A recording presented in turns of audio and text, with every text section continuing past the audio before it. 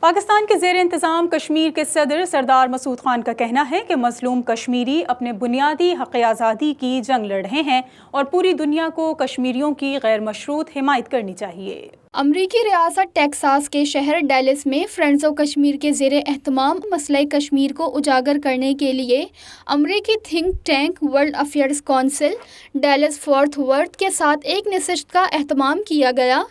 تقریب کے مہمان خصوصی پاکستانی کشمیر کے صدر سردار مسعود خان نے اپنے فرائض سر انجام دیے۔ ورلڈ افیئرز کونسل کے صدر جیم فاک نے اپنی تنظیم کے اغراض و مقاصد پر روشنی ڈالتے ہوئے کہا کہ ان کی تنظیم ذہنی تربیت کا فریضہ سر انجام دے رہی ہے اور شعوری تربیت ہی تبدیلی کا پیش خیمہ ہوتی ہے۔ فرینڈشپ کشمیر کے چیئر پرسن غزالہ حبیب نے مہمانوں کو خوش آمدید کہتے ہوئے فرینڈز آف کشمیر کی مسئلہ کشمیر کے حوالے سے کی جانے والی کوششوں سے حاضرین کو آگاہ کیا۔ انہوں نے کہا کہ کشمیر کی آزادی تک کشمیری اپنی جدوجہد جاری رکھیں گے۔